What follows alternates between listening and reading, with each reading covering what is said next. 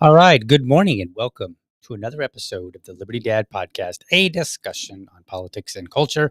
I'm your host, DL, America's most objective libertarian. Tuning in live. Thank you so much for joining me so early. All right, folks, I owe you an explanation. Where the heck have I been those last 2 days? Well, what had happened was Monday, we woke up and my son came in the room and he was like, Dad, I'm sick. I know I think he said he had a sore throat. It's like, "Dad, my throat hurts." I was like, "Oh." I was like, "We," like, he always comes in and he's chipper and he's all like, "Hey, Dad, I wanna tell you about Minecraft or chess," or whatever it is that's on his mind, right? So I was like, "Oh boy, let's see what we got." So I tried to make him a little bit of tea, see if we can't get him, going a little bit, and he also felt like his, stomach wasn't feeling so good.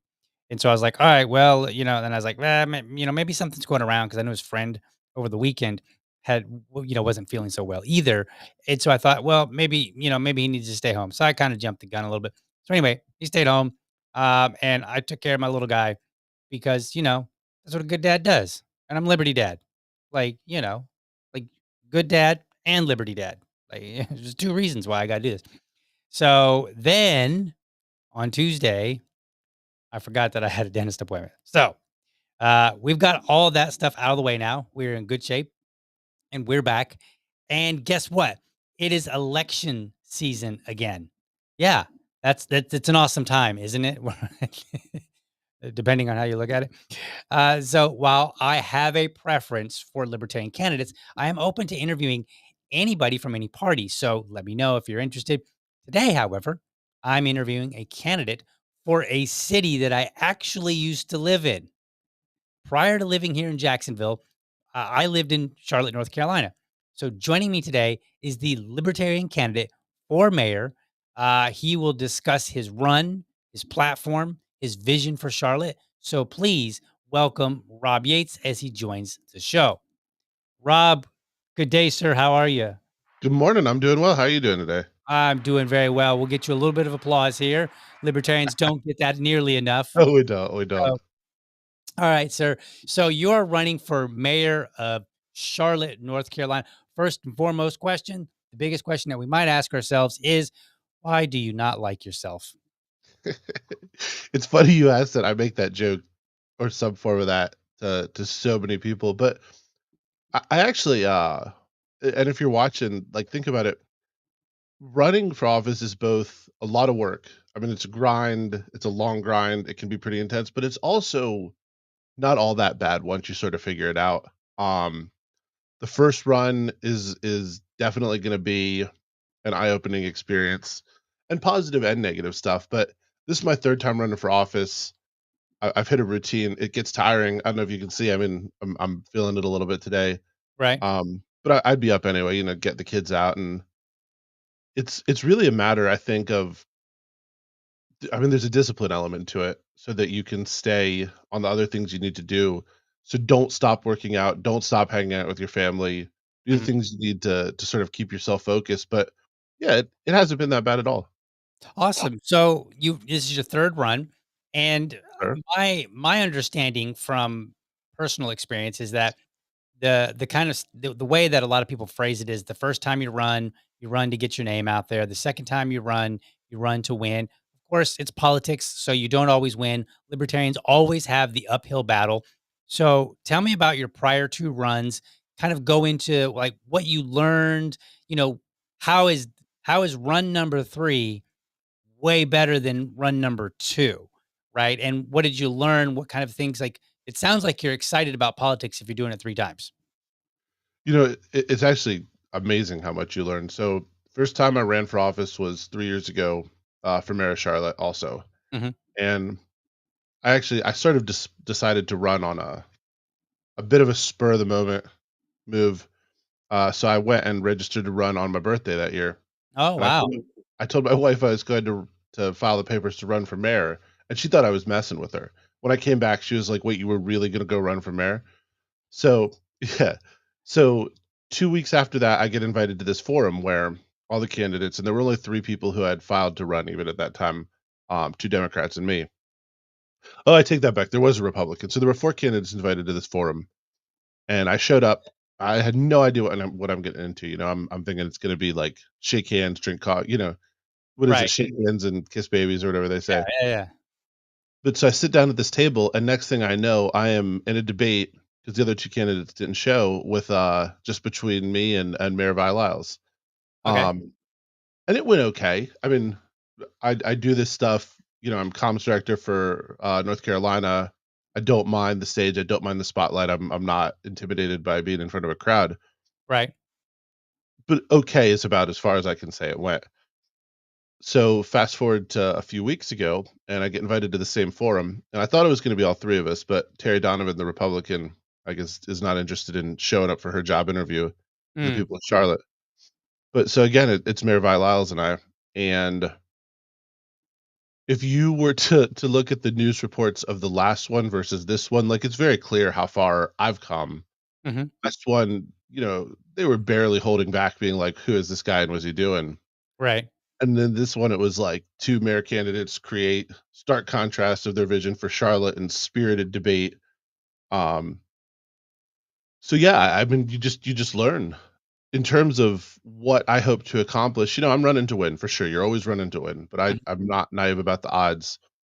What has been more heartening than anything this time is the number of people who have been reaching out through the campaign phone number or to my email, mhm. just like, "Hey, we didn't even know what a libertarian was. Your message is awesome. You've got my vote." Or, "Hey, how can we help volunteer?"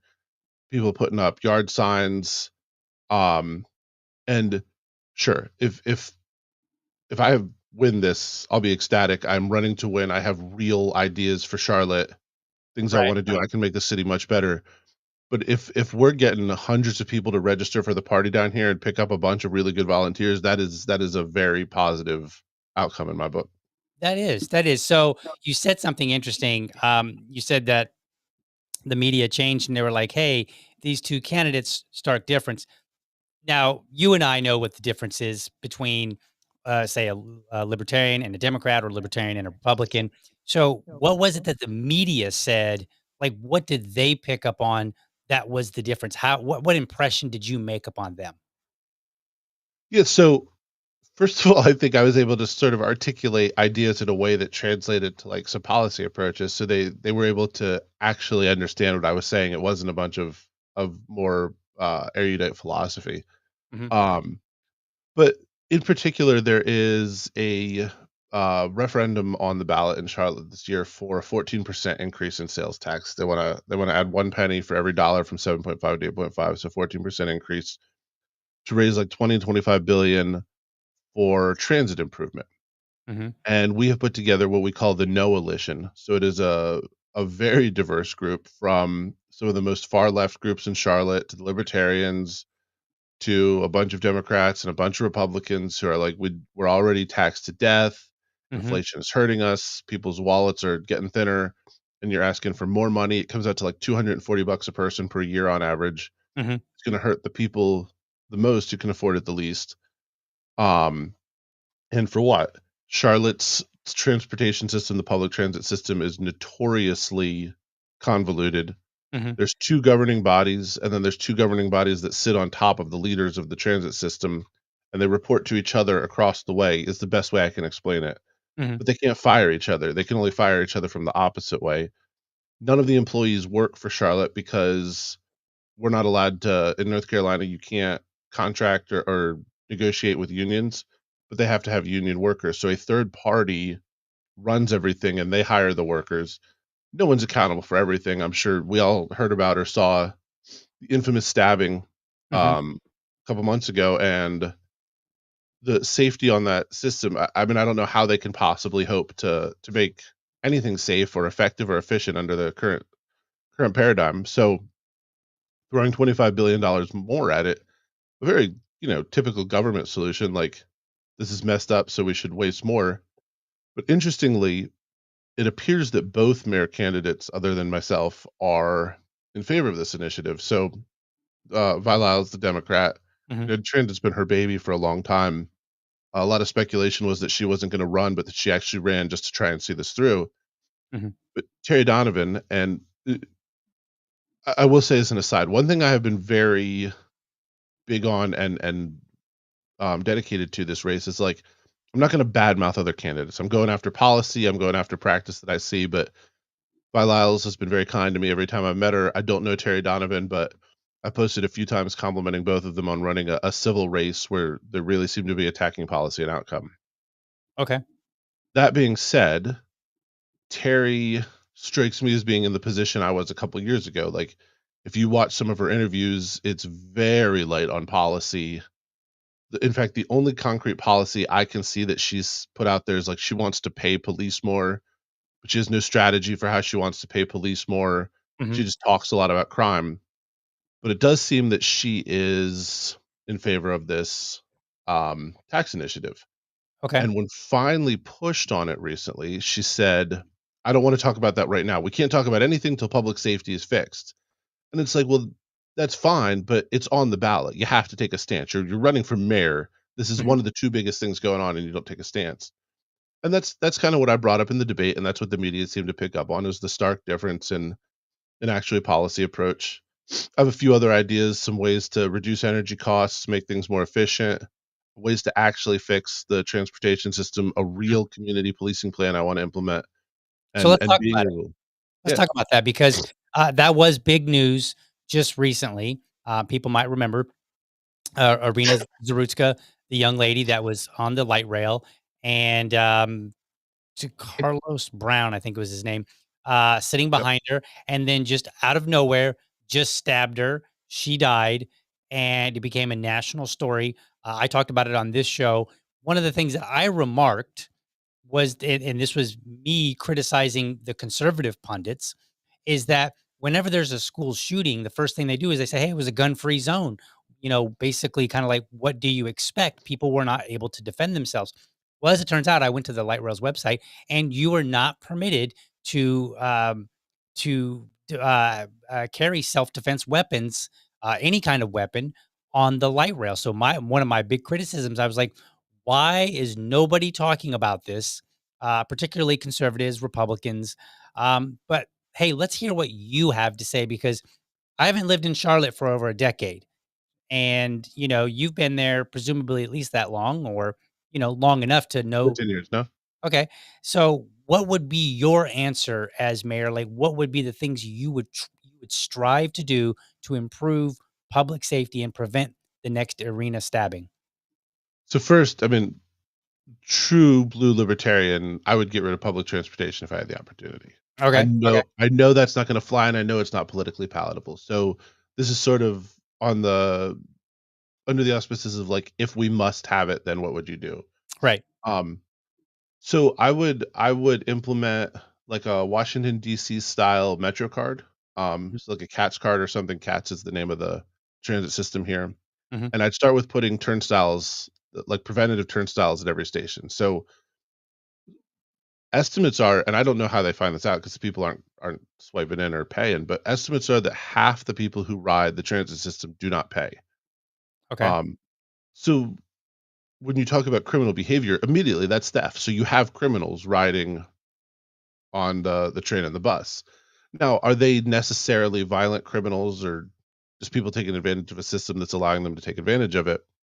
I suspect it's probably mostly the latter, but it does open up people who have a proclivity for criminal behavior to take advantage of, not paying to get on. So by putting up barriers and having people swipe in, one, you're collecting fares, so you're bringing in more revenue. Hmm. Two, you're discouraging people who, you know, and in particular, from my understanding is a lot of it's people will ride it for long periods of time, just because they can. So you're discouraging that element from taking advantage of the transit system. And if we're talking about homeless people or people with substance abuse, certainly I'm sympathetic and there are other remedies for that. But I don't think the remedy is just to allow them free rides all day on cats. And third, you get usage metrics that are meaningful. So you understand where people are coming from and going to.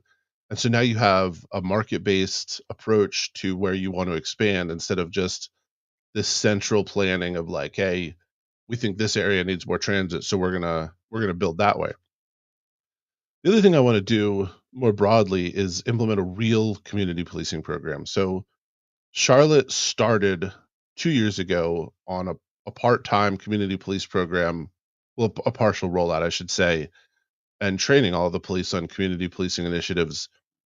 And despite all of the stuff that you're hearing, on Fox News as the red lights are flashing and warning, warning, crime is actually going down in Charlotte over the last couple of years. So we had a huge spike during COVID. It is still far from acceptable. I think we're like the top 3% of most violent cities in the country at this time, but it has declined each year on year for the last couple of years. And I think the community policing program that they've started has a lot to do with that. And I want to see it fully rolled out. I want to see officers stationed where they live or right near where they live. I want them incentivized to make the neighborhoods better. I want them paid based on if they're reducing crime in their neighborhood, not on just some random arrest statistic. I want to stop enforcing victimless crimes, and I really want to put the focus on protecting person and property. going after violent criminals, and I wanna use the power of the mayor and the connections that the mayor would have to go to the judges and well, the DAs and the magistrates really, and stop letting people out of prison. If Mhm. you've stabbed someone 3 times and you've been let out on a cashless bail 3 times and you stab a 4th person, at some point, whose fault is that? I Mhm. mean, obviously, the person stabbing, make no mistake, but, when you repeat the same behavior and expect a different result, I mean, that's one definition of insanity, and yet Charlotte appears to be addicted to just letting people out on bail. Um, there's the point has been made, let's say, in a few places in the media. I hate the passive voice, but I don't know where it originated, and certainly it's made the rounds that I believe it's called the MacArthur Foundation has dedicated in excess of $3 million to, their prison abolitionists, and so it's this, let's have empathy for the criminal, and that's fine. I have a lot of empathy for anyone who has been put in a position in life where she or he feels that the way to, survive or get by in this world involves hurting others or taking things from other people. Mhm. But that doesn't mean that we have to have suicidal empathy. That doesn't mean we have to excuse the bad behavior, and it doesn't mean that we don't have a responsibility to keep people safe who aren't making those choices.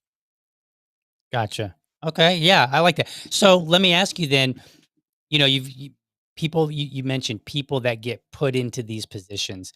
And so how do you address the situations that people are in that lead them to believe, hey, my only option here, and we're not talking about the crazies, we're talking about the people that are objectively not crazy, they're not insane, right? They're just making bad decisions. So what is your answer for those folk, which generally tends to be like poverty and issues with, economic issues? What are your answers there to help bring people to a position where they're not looking and saying, yeah, I probably should rob somebody today because otherwise I'm not going to be able to eat or whatever? So I think it's multifold. I always think back, I had a psych professor in college who collected the exams and didn't give them back until the end of the semester or something so that you couldn't cheat. And he said, I do this to keep the honest people honest. And his whole case was like, if someone really wants to break into your car, that person's going to smash the window and break into your car. You Mhm. don't lock the door because you think it's going to keep that person out. You lock the door to keep the honest person who might have a moment of weakness honest. I don't know that holds, 100% true, but I think there's something there to the principle. So keep the honest people honest. So I think by having the police presence and trust with the police, and that's so important to me. I don't want to see the National Guard come in. I hate these videos of masked federal agents just taking people out, totally unaccountable. I want the cops ingrained in the community. I want the community letting the cops know when things are going wrong because they don't think they're going to be betrayed and see their kids arrested for some ridiculous reason. Mhm. But the police presence, first thing, so now you discourage the people who might otherwise, have a moment of weakness and slip. Now they're not making that decision and that mistake that can affect them for the rest of their lives. Right. Second thing is you have to address poverty and opportunity. Desperate people steal because they're desperate. I'm never advocating for theft, for example, but it's very hard to condemn someone who is actually starving for stealing a loaf of bread from a store. Like that is a true moral quagmire that I think we face manifestations of that in every decision we make, on a social level all the time. Mhm. But Charlotte has gotten into this just ridiculous situation with zoning restrictions and occupational licensing where and I always use the barbershop example because it seems like the most disparate of like intention versus outcome to me. If you want to open a barbershop in Charlotte, it costs on average $14,000 and takes a year.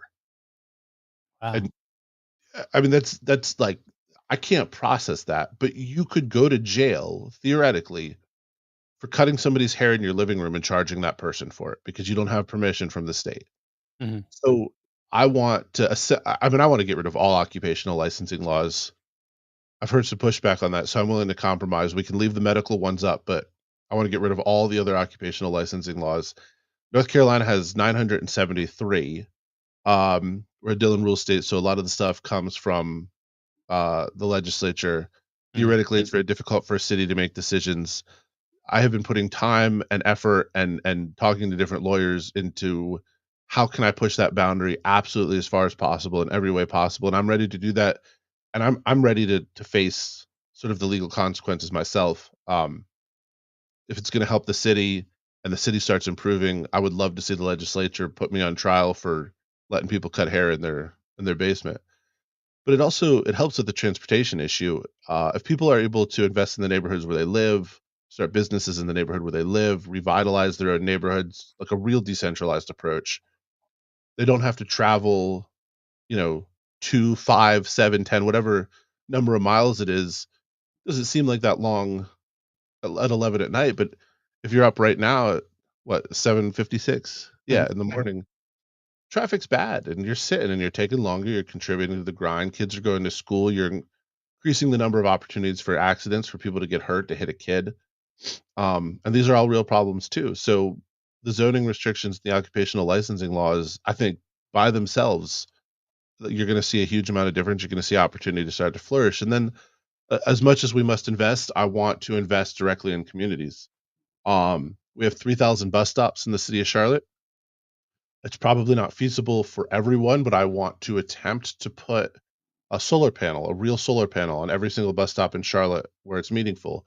I wanna feed that back into the grid so we can reduce people's energy costs all across Charlotte just in general.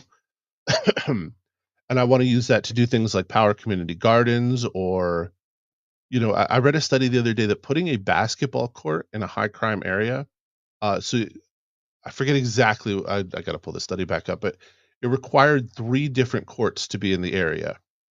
Hmm. But at 3 courts, you started to see this precipitous drop in, like, teenage crime, and I guess the reasoning was at 3 courts, you have 30 people going, plus 15 waiting roughly at any time to get on next, so that's 45 people that are engaged in doing something productive and burning off energy instead of getting into trouble, and, like, I get that, like, I was a teenager that got into trouble, like, I hear you. I hear you.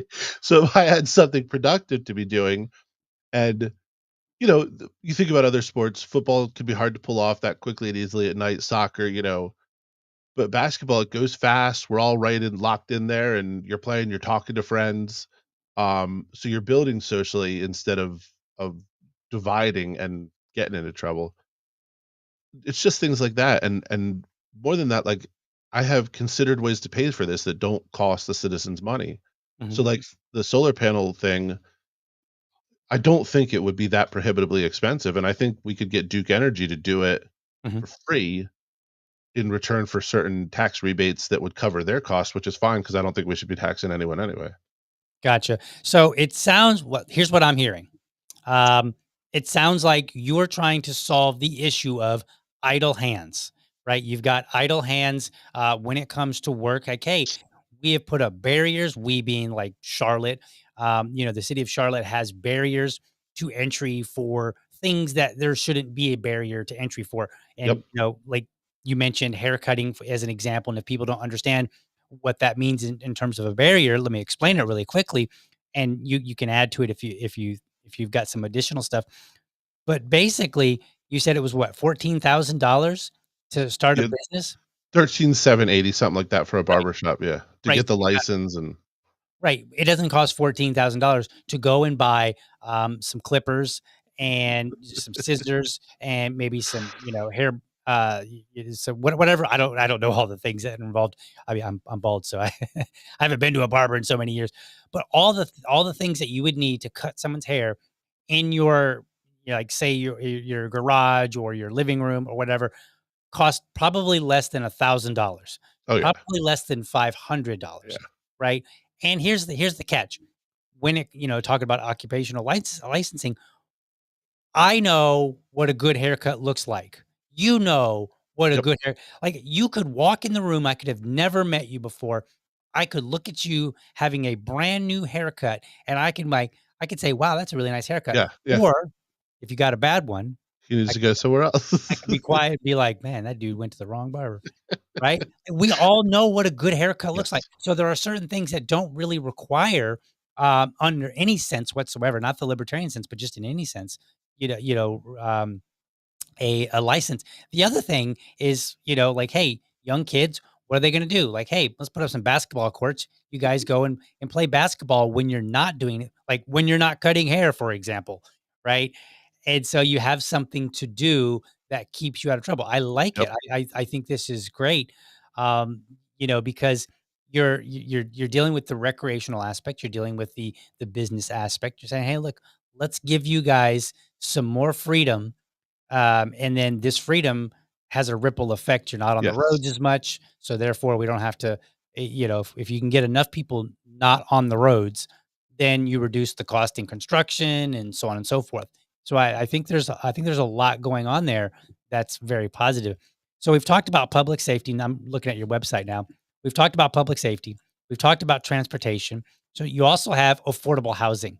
So tell me about what's going on with affordable housing, in Charlotte, and then tell me what your plan is.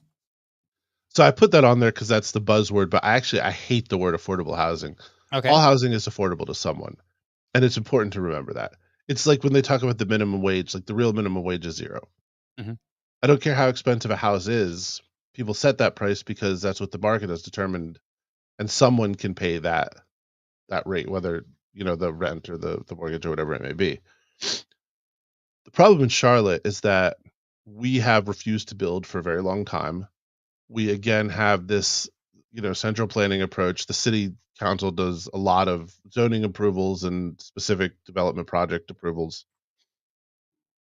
The whole process, again, no surprise, unbelievably convoluted. So what happens here, they approve zones, development projects based on districts, or they did for a long time. And every development project required a feasibility study that included impact on resources. So, what's it going to do to traffic? Are there enough schools? Can the medical infrastructure there handle it? And a lot of them would get approved on an individual basis, but there was no amalgamation of all the impacts. So then you'd have one district get 7 new projects, each one pass the feasibility study. They'd build all 7, and all of a sudden, the 7 together, it's way more of an impact than that specific district can handle. mhm, So then you have the few good people we have on city council pushing back on some of these projects, knowing full well that we need to build, but that what you're asking to build from the central planning perspective is more damaging than the building itself. And further, because of the nature of the restrictions and because of the central planners, the committee's beliefs in what they need for affordable housing, we're getting you're not getting housing that's determined by the market. You're getting developers building whatever they're allowed that's gonna make them the most money, not whatever's gonna make them the most money, the key being what they're allowed, and so they end up building a lot of, sort of tacky, go up fast apartments, not even condos, a lot of high rental stuff. The city likes it because it's on expensive ground, so they're getting big property taxes on it, um, but, the market is undefeated, and so what happens is these apartments that are supposed to be cheap, that are supposed to be quote unquote "affordable housing," the rent there is higher. I was lucky I bought in 2011, like, peak of the financial crisis, so I have, like, a 5-bedroom, 4,200 square foot that I paid an absurdly low amount for, mhm, and these people are paying more in rent for, like, a two-bedroom apartment than I pay in mortgage for my house.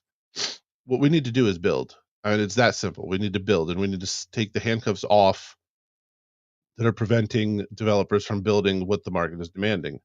I always cite the examples of Minneapolis and Austin because they're the only 2 cities in the US that aren't undergoing a housing crisis, and it's because for 10 years they kept building houses. And if what the market is demanding is that we build up, new expensive homes because really rich people wanna move into them, then so be it. They'll mhm, move into the newer homes. The homes they were in will go down a tier, and upper middle class can move in. They'll, vacate a whole line of what then becomes middle class homes and so forth and so on. And now people can buy a starter home that's affordable because the market has created a mhm, demand and the supply is right. And you have the pride of home ownership. And again, it goes back to these some of these historic neighborhoods. A lot of people have been there for a long, long time, and now they're getting priced out. And then the other thing that the city council is doing that's it's awful, but they're jacking up property tax prices. They just revaluated homes. So we're only supposed to get it every 10 years, but they revaluated mid-cycle. Mhm. so that they could get more money out of it. And there's a lot of talk in Charlotte in particular, like, the mayor's equity council and DEI type stuff. And it's like what you're doing is counter to what you're attempting to do because many of these historical neighborhoods are predominantly black and you are 100% preventing the ability to build generational wealth. You're pricing people out of homes that have been in their family for generations and they don't care. It's just they want that sweet property tax money. They want to gentrify aggressively, not because the market's allowing a neighborhood to improve, but because they're forcing this gentrification and they're beholden to developers who somehow they all have consulting agreements with. Gotcha. So here's an interesting question that came up while you were talking. Travis says, "How about let's clean up the homeless in Uptown sleeping on benches and on sidewalks doesn't look good for tourists nor the people that live here." Emphasis on that last part there. So, how do you respond to dealing with like does Charlotte? And again, I haven't lived there in over a decade. Does Charlotte have a homeless problem? And then, how would you address that? So the issue of homelessness broadly is one of the more intractable problems currently we face as I think as a society. And I research this stuff, I think about it, I study it. Something that struck me that was always real interesting is Russell Brand called it an evolutionary problem. He said that we are in a settled age and homeless people remain in a hunter gatherer age. And I thought that was like kind of an interesting way philosophically to look at it. Homelessness, if you want to address homelessness, you have to go to the root cause, right? I mean, sure, we could round people up and throw them in a cage, but because they don't have a place to live, I don't know. That doesn't seem humane to me. That's certainly not in line with my ethos. A lot of people who are living on the streets have substance abuse problems. And I don't mean to stereotype or mischaracterize, but I mean statistically, like this is a fact. And it's a chicken or egg problem. Things go bad and they turn to substances to deal with depression or whatever it may be, and they become addicted for that reason, or they get into substances and that leads to the financial problems that makes them lose lose their houses and end up on the streets. There are solutions available, but the government gets in the way. One of the things that really got me started uh, in being an activist politically was a few years ago, and I saw this originally through our governor candidate from last year. Mike Ross was the one who really pushed this, but got me involved. A homeless veteran in Gastonia, which is right next to Charlotte, was sitting on a street on a median, and someone handed him $1, and they have no panhandling laws. Now he wasn't asking for the money; he was just sitting there. Mhm. But the police could not abide this. They came, arrested him, they tased his service dog. She got away. She was killed by a car Mm. the next day. When he was let out of jail 3 days later and found out she was dead, he attempted to take his own life. I mean, it was a thing. But there's a church there, the Faith, Hope, and Love Church, run by Pastor Moses, and he gives people a place to sleep, and he gives them 3 hot meals a day, and he works very hard to do this every single day. And it's not the Ritz Carlton, it's not a five-star accommodation, but it is a warm and dry place to sleep and hot meals. When he spoke out about what happened to Joshua, the city raided him in that January of, I guess it would have been Wow. 2002, cited him for 32 fire code violations and kicked everyone out of the place. For 3 years prior, Gastonia had had no deaths from exposure at all. Uh, in the subsequent 4 months, 17 people died from exposure, and I think it was more than that, but I think it's 17 confirmed died from exposure from being out in the freezing cold on the street because they were thrown out of Pastor Moses'. So the city's solution is to kill people, and I'm not okay with that. Like, Mhm, if mhm. that's what we're accepting as a society, then we've sort of failed as in our mission as humans. If we allow private organizations that are legitimately good altruistic people who want to come in and offer these solutions, then there's opportunity for help. And one of Pastor Moses' things that he's most proud of is the number of people who he has helped get off of drugs and off of the streets, provide suits, give job interview training, get jobs, people that have gone from homeless and addicted to stable to actually thriving and raising families and coming back and helping out. And it's amazing. It's a beautiful thing to see. So the first thing I would do to address the homelessness issue in Charlotte is try to get some churches, some private institutions to come in and say, "You're experts." I don't claim to be an expert in what these people are going through. I have some understanding of it. I certainly, from a 35,000-foot view, understand some of the dynamics that go into it and the perspective that that brings, but let's get you in. You come in and help these people, and what do you need from us in terms of removing red tape, removing barriers so that you can do this? And I think that alone has this huge impact. There's other little things too. Bank of America. I know Bank of America gets a bad rep in a lot of ways, Mhm. but they can be a really good company. And they financed this huge mobile shower thing where they were just going around. We have these big tent cities in Charlotte, and especially during the COVID years, like homelessness did get really bad here. It's become a major problem. Mhm. I don't want to say problem. It's become a major thing. There are a lot more people living in these tent cities. Bank of America was going around offering people wash your clothes, take a shower. You know, they had a barber. I don't know if that person had occupational license or not. But yeah, just going around and helping clean people up. Right. And there was a statistically significant difference on the number of people living on the streets after like 10% over the next 6 months. Like, I mean, I'm making up the 10%, but it was some actual statistically significant number of people that just from that little bit of dignity were like went back to living as full humans. Mhm.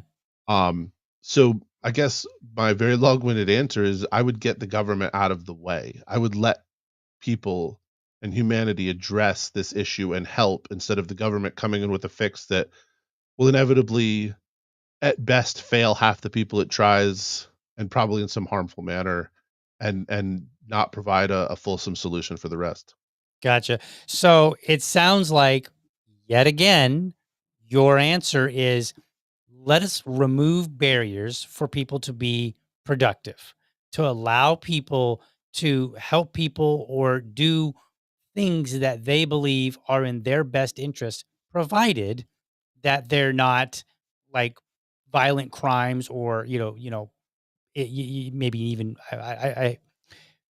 I would say like stealing is a violent crime. I could see where people might say it's non-violent crime, but crimes of that nature, property crimes, Person and crimes property, against people, person and property.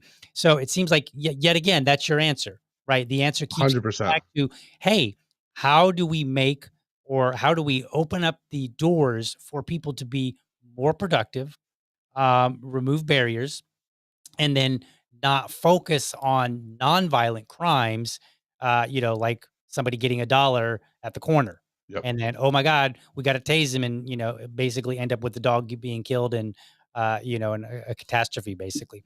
Yep. So let me ask you, this is a question. I can't put it up on the screen because it comes from Twitter. But Free says, huge fan, Rob. How do you get people excited about taking power back from such an entrenched bureaucracy? So you mentioned city council, and you said, hey, they're in the way sometimes, and I'm sure there's some other bureaucracy. So when you're out on the trail, I'm going to revise this question a little bit. When you're out on the trail, how do you get people excited to hear this and be like, yeah, you're right. This bureaucracy is killing us. So, first of all, Free, thank you for the question, and also that Liberty lady I see in the comments, Sunshine and Joshua, thank you. That's the Joshua Rohr was the homeless vet, and Sunshine was his dog. Mhm. It was a big deal here. Um, but it's kind of the $1,000,000 question, right? Like, like, how do we get through? I think this speaks to some broader libertarian stuff. Like, we put a lot of energy into fighting with other libertarians, and Mhm. a lot of that energy could be redirected towards cutting through the fog and pushing back against the state. Mhm. Excuse me. Sorry, it's fall in North Carolina. The allergies start to get me a little bit. Mhm. Um, when I was saying that the phone and email have been metaphorically ringing off the hook with people interested in my campaign, wanting to help, wanting to volunteer, wanting to change parties, I'm not exaggerating.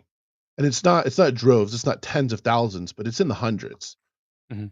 What I don't know, baffles, astounds, I don't know what the word for my level of surprise is, but the most is most of them had never heard of a libertarian before, or they had heard it in some ancillary discussion and really didn't have any idea what it, it was. I mean, what's a libertarian? I had no idea.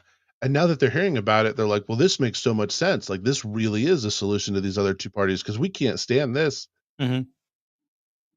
think that we gotta win hearts and minds, you Right. know, and one at a time. Like, there's no one coming from the top to save us. Right.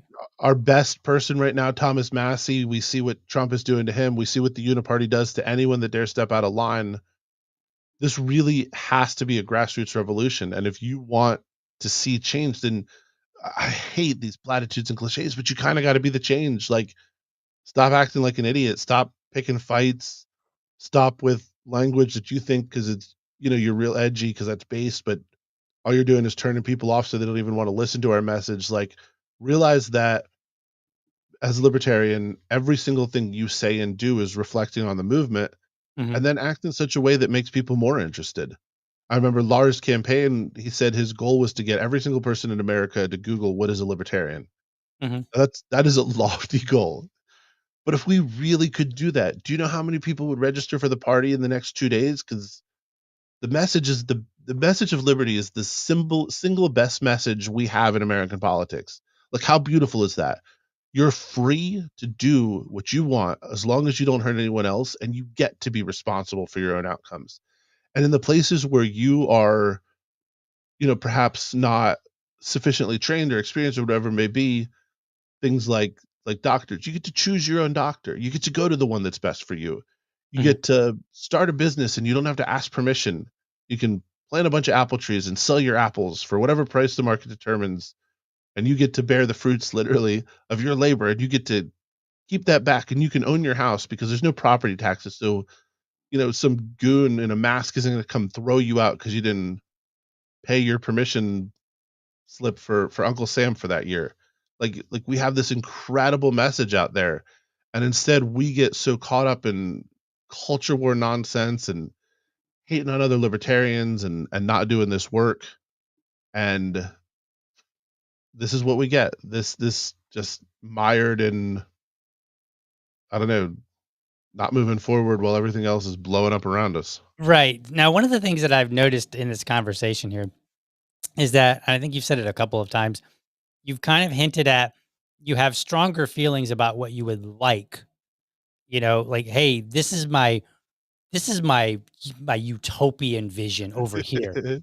However, because where we are, I'm willing to compromise and accept this level. Like you said, hey, when it comes to licensing, okay, fine, we can keep licensure for doctors, but let's get rid of it for things that once upon a time uh never needed it, and generally the community can figure that out on its own, and it's pretty darn safe. Yeah, like there's never no risk. There's always some risk, right?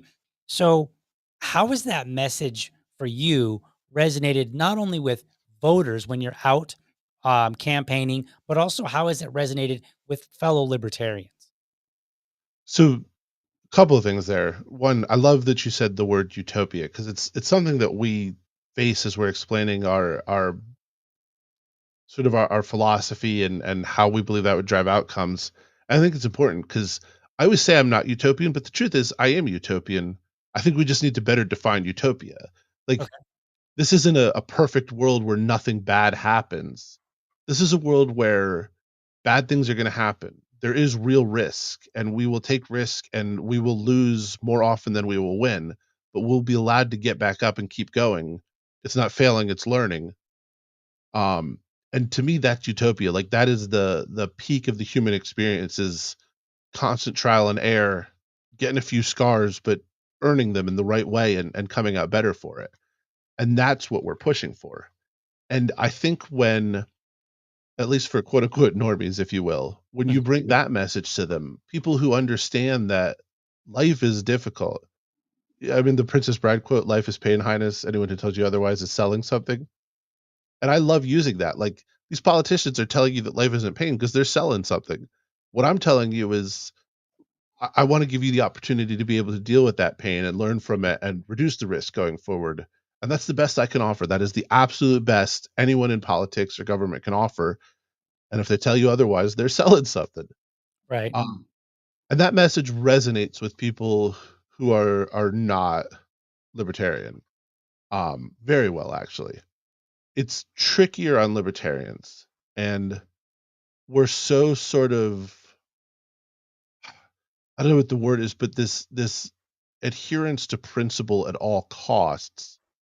And not that I'm suggesting we violate our principles, but what I'm suggesting is, like, understand we're playing a game where the other side makes the rules, controls the refs. We have the JV team, they got the all-stars. They have all the money, all the power. They can change the rules when they want, and they also control the judges, the juries, and the governing body. And, like, that's what we're competing against. And so if you wanna come in and you're, like, not willing to compromise or look at incrementalism or listen to someone else who has valid concerns and then tell that person, "No, you're wrong," just because it doesn't align with your principles, then we're destined to lose. Because messaging really does matter, but when you sit and listen to people, like, "I'm not gonna tell you how I'm gonna solve this. Tell me what your concerns are. I'll let you know I really hear you." Now you've gained this element of trust. You've narrowed the distance between 2 people psychologically. Mhm. It's like, "Hey, would you be okay if I sort of propose some ideas that I have for how this might work? You know, let me see if I can identify the root cause of the issues you're bringing and how my ways might help fix this." And like, "Hey, that does make sense." Mhm. So, yeah, then when it comes to things like I'm against all occupational licensing, but there are people who have what I would argue are very valid fears about a doctor that doesn't have, you know, slip from the medical board. Now, I think the market would handle that better than the government could, but I understand why someone else would be concerned about it. And so if that's the compromise we must have, I'm very happy to start with that. Because if our ways are implemented, our ways, talking, but, you know, if we start to really introduce the principles of liberty into practice, things will get better. People's lives will improve. They will have more money and costs will go down. We'll be able to see more of the world because there'll be more peace. The country will get along better. All of a sudden they become self-perpetuating because people are happier. They understand why they're happier. And then we can move forward with more implementation of liberty ideals. That's a great explanation. I and let me tell you, I like what you said. You said when somebody has a, they're against removing the occupational license against, say, doctors, that's a valid fear. And I like that phrasing because I think that for fellow libertarians, it's good to remind them that if you're running for office, or if you're helping somebody run for office, or if you're just simply pushing for more liberty, we need to remember, hey, a lot of people have valid fears, even if we believe there is a completely valid free market answer to that fear. We still have to make that Exactly. connection. We got to bring it to them so that kind of on their own, they can start to understand that valid response, that valid answer to their also valid fear. So I thought that was pretty interesting. All right, we're getting close to our time. So Rob, you're running for mayor. I think this has been a great conversation. Yeah, thank you very Very much. well spoken. What have we missed? What is it that you were hoping to talk about that maybe I just didn't think of, or that you want to let people know about your campaign, or some idea that you have? What do we got? So the one thing that I'm it was sort of the I don't know. I'm missing the cliche for the off the wall unexpected thing that I'm coming with this morning. It's still a little early, but the number one plank that I'm pushing in my platform is to introduce some sort of preference voting in Charlotte. So whether it be approval voting or ranked choice voting, um, and I want to be clear. I don't think this is some panacea that will instantly solve the duopoly problem. But what I know for a fact is this: when you go to vote right now in North Carolina, there are only, well, I guess there are 4 possible parties you can even see on your ballot, and it's Republican, Democrat, Libertarian, and Green. We fought hard. I mean, hard to get the signatures to be on the ballot. Then we lost it, and then we fought even harder to get the signatures to be back on the ballot. And fortunately, because of fairly restrictive laws, North Carolina is one of the harder ballot access states in the country, but the effort we've put into running good governor candidates staying above the vote percentages, we managed to stay on the ballot. We had 4 parties try to join last year. They made it after a massive fight with the Board of Elections. Now they're back on because they didn't hit the voting totals.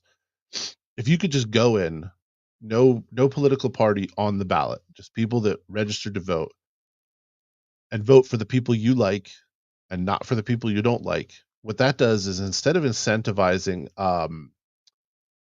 negative campaigning, where right now Republican versus Democrat, the Republican and the Democrat are not trying to win so much as they are trying to beat their opponent. And I know that sort of seems like a distinction without a difference, but as subtle as it is, it's important because they don't campaign positively. They don't say, "Here are my ideas, and here's why you should support my ideas." They say, "Look how bad my opponent is. If she or he gets in, things will be bad for you." And that leads to this polarized country. It leads to this dehumanizing language, this negative campaigning. If you have preference voting, whether it's ranked choice or approval, the incentive structure changes completely and immediately. The incentive is now, I have to earn this person's vote, but I can't do it by damning the other person because she or he is also trying to earn the vote, not over me, just earn the vote. And so you get positive campaigning, you get campaigning on ideas.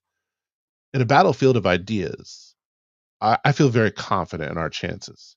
Mhm. What we're not good at is taking a bunch of, you know, dirty back money from special interests, corporate lobbyists, whatever it may be, and selling out our principles and saying, yeah, I'm going to go after this other person. And sure, I'll take your several million, but put it in the super PAC and taking the the negative route and attacking this other person in return. Um, so yeah, I'm very much pushing some sort of a preference voting scheme. And again, it's one where theoretically we would need to ask permission, but I'm much better at asking forgiveness than permission. Gotcha.